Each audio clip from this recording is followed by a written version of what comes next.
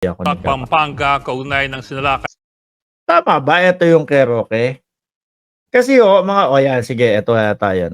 Pakinggan natin. na Pogo Hub, ginisang So, hindi na natin ipe-play basta dyan Hindi na natin ipe-play yung mismong video pero makapapakinggan natin mga kababayan. alkalde sa gitna ng huling araw ng paghahalughog doon sa compound. Nasa frontline balitang yan si Gio Robles.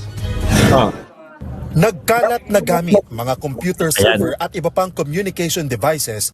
Ito po mga bossing, ito po ay patungkol doon sa isang o sa mga papeles, kung ilan man yan, na nandoon yung pangalan o may lagdaba ni Attorney Harry Roque sa loob ng Pogo.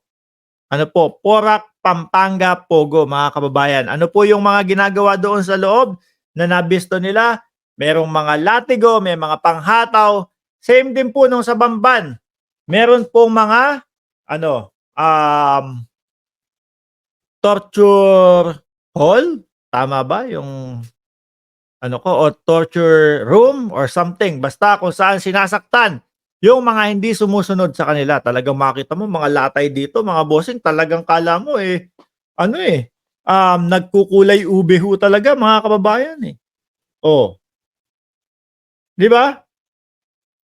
Tuloy. Ang tumambad ng muling halugugin ng mga tauhan ng PNP CIDG at PAOK ang Lucky South 99 Pogo Hub sa Porac, Pampanga. Agaw atensyon din ang Certificate of Recognition na iginawad ng PNP Regional Highway Patrol Unit 3. Ano ba yun? Ano yun? Atras nga natin. Yung Certificate of Recognition. Na iginawad ng mga kapulisan. Recognition na iginawad ng PNP Regional Highway Patrol Unit 3 sa Whirlwind Incorporated, ang real estate Ano daw ang real estate na company na may-ari ng mga gusaling pinaparentahan sa naturang Pogo Hub.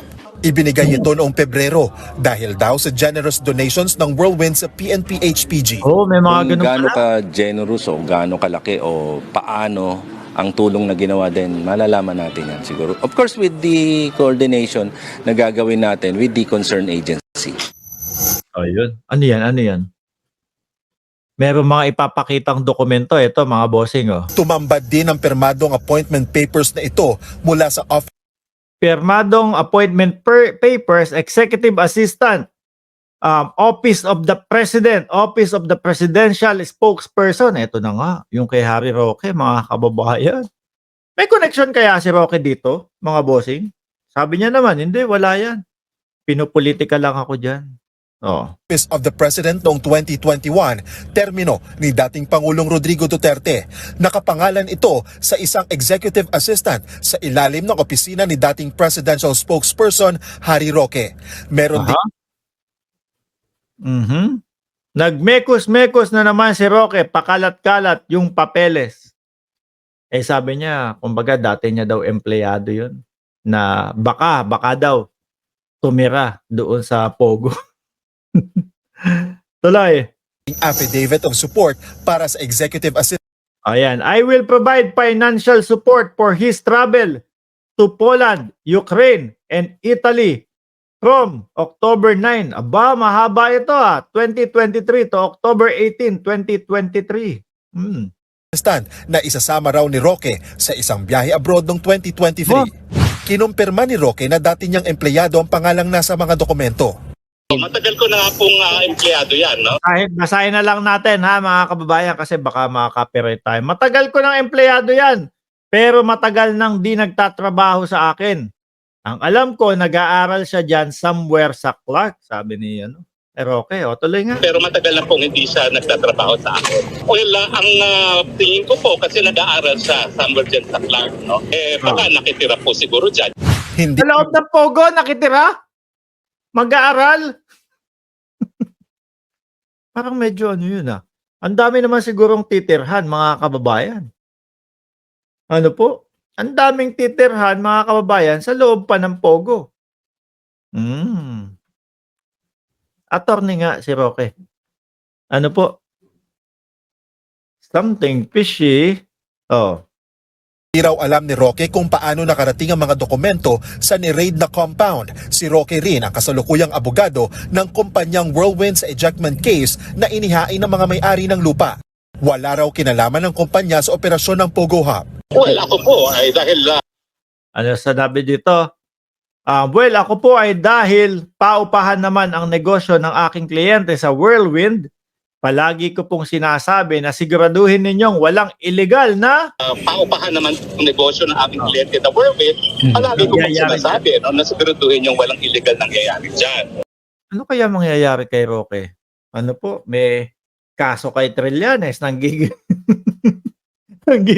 na kay Trillanes. Hindi daw stress mga kababayan si hindi nanalong senador Roque ha. Hindi daw stress kay Trillanes mga kababayan. Tapos eto, alamang iimbestigahan din itong tao na ito mga kababayan. Stress na siguro ito. Masakit na sa ulo masyado. Mark! Models of Manila! Nandito ka ba yung tatay mo? Oh. Stress na ba si tatay mo? Kaibigan ko ho yan, si Models of Manila. Kumbaga, kumparing buo ko ho yan, mga bossing. Sabi ni Mark, ako ho yung nawawalang anak ninyo. No? Spokes, Harry Roque. At siguraduhin nyo na kapag hindi lisensyado ang inyong lessee, huwag kayong papayag. Habang ginagalugad ang compound kanina, nag-isa sa pagdinig ng sangguniang panlalawigan ng Pampanga, si Porac Mayor Jing Capil. Malaki raw ang kapabayaan ng Porac LGU sa illegal na Pogo Hub. Tumunog na yung bamban na ganito-ganito yun. Bakit? Sabi pa nga nila, hindi nila alam kung na meron dyan eh. Ano? Sabi ni Governor Pineda, mga kababayan, ano yan? Tumunog na yung bamban. Bakit 1 month na yung nakaraan? 1 month na yung nakaraan, hindi kayo pa naging alert dun sa mga negosyo na apply sa inyo doon. Before the operation of PAO, nagkaroon Mayor Jaime Capili, before the operation sa PAOK, nagkaroon kami ng joint inspection team. kami ng joint May sabit siguro itong mayor, mga bossing. No?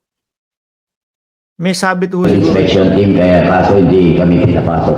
Wala silang karapatan na bawalan kang pumasok sa loob. Bakit? Sino ba sila? Binili na ba nila yung Pampanga? Binili ba nila ang Porac? Naglilis lang sila eh. Bakit mo Nang-i-scam ng kung ano. Nako, Roque, sagutin mo na maayos yan.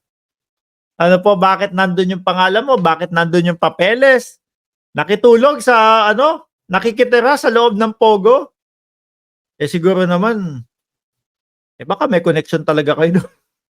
Ano? Baka may connection talaga kayo doon. Ang dating Pangulong Duterte, siya yung mga nagpapasok niyang mga yan. O tapos, spokesperson ka ng dating Pangulong Duterte. O tapos, dati mong tauhan ito. O, baka konektado talaga yun. Di ba? Ang dami naman pwedeng tirhan.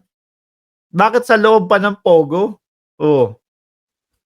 Connect the dots. Di ba ho, mga kababayan? Tama ho ba ako? Mali sila. Di ba? Sino nagpapasok ng Pogo? Dating Pangulong Duterte. Ano? Sino ang spokesperson ng dating Pangulong Duterte? Si Roque. Kaninong tauhan yung sinasabing nandun yung papel? Kay Roque. Oh.